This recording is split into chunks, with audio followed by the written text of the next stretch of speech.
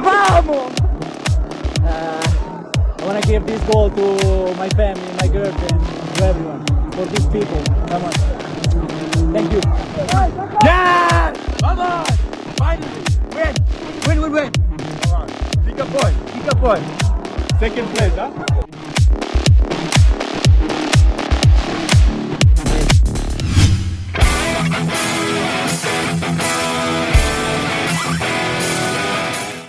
Bojonhodak bersedia melepas pemain U23 Persib Bandung ke tim nasional U23 untuk Piala Asia U23 2024. Tetapi dengan syarat aturan kewajiban memainkan pemain U23 ini dihapuskan ketika turnamen tersebut digelar. PT LIB pun sudah membuat kebijakan yang mirip dengan gagasan nahkoda Persib Bandung tersebut. Dia mengatakan bahwa hingga kini belum ada pembicaraan dengan pihak PSSI mengenai pemain U23. Tetapi pelatih asal Kroasia tersebut sudah berkomunikasi dengan pihak manajemen bahwa dia memang ingin membantu timnas dan melepas pemain jika ada yang dipanggil oleh Sintayong. Ada alasan kenapa Bojonhodak peduli dengan kebutuhan tim nasional. Pasalnya dia pernah berada di posisi Sintayong sebagai pelatih tim nasional. Saat itu dia menakodai tim nasional Malaysia U20 dan merasakan polemik lah dengan tim nasional dalam berebut pemain. Mereka belum bicara apapun. Tapi saya sudah berkomunikasi dengan manajemen. Mereka bertanya pada saya mengenai ini, dan saya mau melepas pemain. Saya berniat melakukan itu. Saya paham dengan situasinya, karena seperti yang saya sampaikan sebelumnya, pernah bekerja di timnas Malaysia U20. Saya pernah mengalami situasi ini. Tapi dalam kasus ini, jika kami mengizinkan mereka gabung timnas, akan adil jika PSSI sudah membantu kami. Jadi nanti pada akhirnya ini akan bagus bagi sepak bola, bagus bagi tim nasional, dan bagus bagi semuanya. Jelas Bojonhodak. PSSI melalui Komite Disiplin merevisi hukuman pada Persib Bandung. Perubahan itu pun berpengaruh kepada starting 11 Persib Bandung saat melawan PSIS Semarang di Stadion Sijalak Harupa, Kabupaten Bandung pada Selasa malam tadi.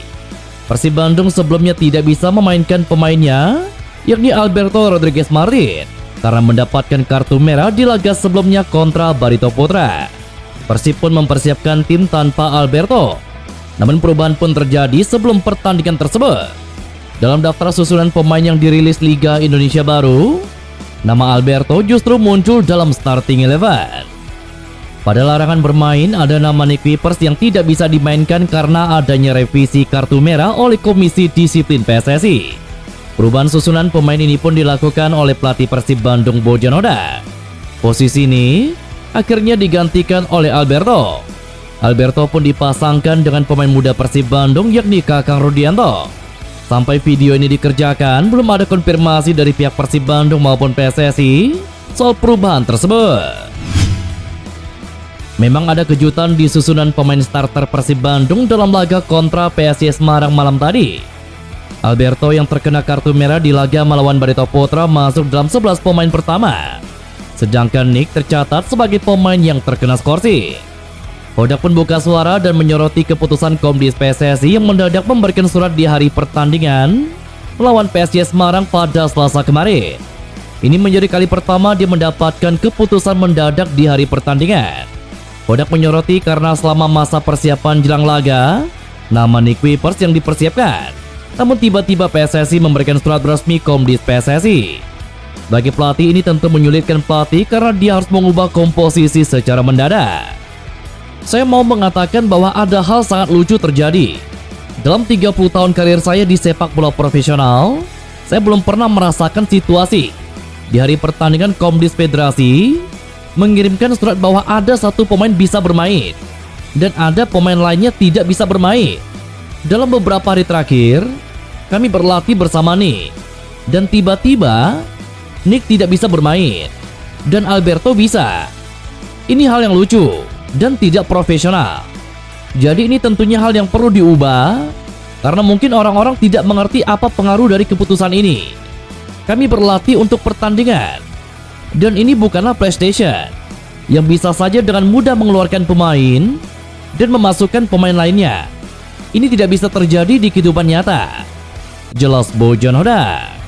Sebelumnya di laga kontra Barito Putra, Alberto di kartu merah karena dianggap melakukan pelanggaran orang terakhir. Padahal dari tayangan ulang, pemain yang melakukan kontak adalah Nick Webers. Hal itu membuat Komdis membuat keputusan mengubah nama pemain yang terkena skorsing. Kemenangan akhirnya bisa didapat Persib Bandung usai melalui 5 pertandingan tanpa 3 poin.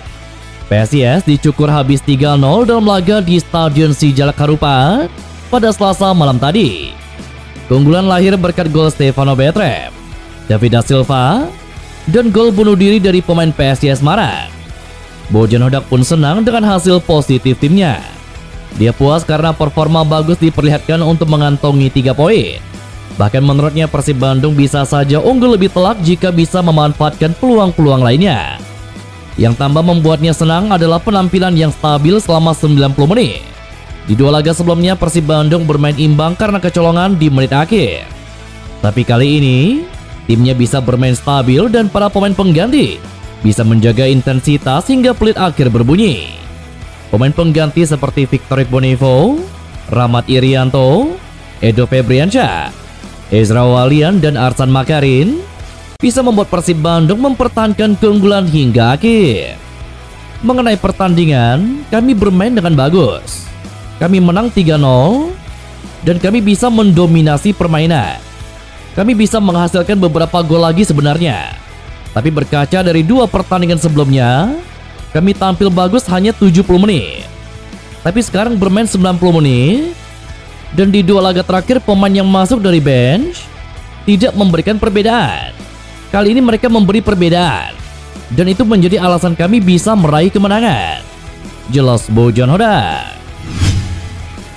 Kegembiraan terlihat jelas dari euforia kemenangan Persib Bandung atas PSIS Semarang tadi malam. Seperti video yang diunggah oleh akun resmi Instagram milik Persib Bandung. Yang paling jelas terlihat dari euforia kemenangan Persib Bandung adalah dari Stefano Betrem dan juga Kevin Rey Mendoza. Kemenangan atas PSIS Semarang menjadi kemenangan pertama bagi mereka selama berseragam Persib Bandung sejak didatangkan Persib di pertengahan musim kemarin. Apalagi Stefano Betrem menjadi pemain yang paling berpengaruh pada laga tadi malam. Stefano berhasil tampil impresif dengan sumbangan 1 gol plus 1 assist dengan 9 umpan kunci sukses ditorehkan pemain asal Italia tersebut. Selain itu, kemenangan ini tidak hanya mengakhiri puasa kemenangan setelah 5 laga sebelumnya Persib Bandung hanya mencatatkan 4 kali imbang dan sekali kalah. Namun juga mengangkat posisi Persib Bandung di tabel klasemen sementara Liga 1 2023. Posisi Persib Bandung naik ke peringkat kedua klasemen sementara Liga 1 dengan mengoleksi 45 poin dari 26 kali bermain, menggeser posisi PSIS. Namun Persib Bandung tertinggal jauh dari peringkat pertama Borneo FC yang sehari sebelumnya menang 4-0 atas Bayangkara FC dengan selisih 15 poin. Mahesa Jenar sendiri turun ke posisi ketiga dengan mengumpulkan 43 poin dan berpotensi digeser oleh Bali United yang baru akan memainkan laga di pekan ke-26 menghadapi Persis Solo pada Kamis 29 Februari 2024 mendatang. Pelatih PSIS Semarang Gilbert Agius angkat bicara menanggapi kekalahan anak asuhannya saat melawat ke markas Persib Bandung pada Selasa malam tadi. Dalam duel yang berlangsung di Stadion Sijalak Harupat, PSIS Semarang menjadi bulan-bulanan Persib Bandung setelah digebuk 3 gol tanpa balas. Agius tidak memiliki banyak alasan atas kekalahan ini. Dia mengakui bahwa Persib Bandung bermain jauh lebih baik. Oleh karena itu, juru taktik asal Malta ini menyebut anak asuh Bojan Hodak memang layak untuk menang. Pelatih berusia 50 tahun itu juga enggan memberikan hasil evaluasinya dari laga ini. Sebab evaluasi tersebut baru bisa disusun setelah dia melihat lebih detail dari tayangan ulang pertandingan. Tidak banyak yang bisa saya sampaikan. Persib Bandung menjadi kubu yang jauh lebih baik pada pertandingan ini dan akhirnya menang. Mereka memang layak untuk mendapatkan menang. Kami harus menerima kekalahan ini. Persib Bandung memang lebih baik daripada kami. Saya akan pulang dan melihat rekaman ulang pertandingan ini 3 hingga 4 kali. Baru setelah itu, saya bisa membuat evaluasi untuk pertandingan ini. Jelas Agius. Sementara itu, pemain PSIS Semarang Alfiandra Dewangga juga sepakat dengan pelatihnya. Pemain berusia 22 tahun itu mengakui bahwa timnya memang bermain sangat buruk sehingga layak untuk kalah. Bagi saya, intinya PSIS Semarang bermain sangat buruk pada pertandingan kali ini, dan Persib Bandung layak meraih kemenangan. Jelas Alfiandra Dewangga. Catatan ini sekaligus melanjutkan tren tanpa kemenangan Maesa Jenar. Pada pertandingan sebelumnya, PSIS Semarang juga gagal meraup 3 poin setelah ditahan imbang Dewa United dengan skor akhir 1-1.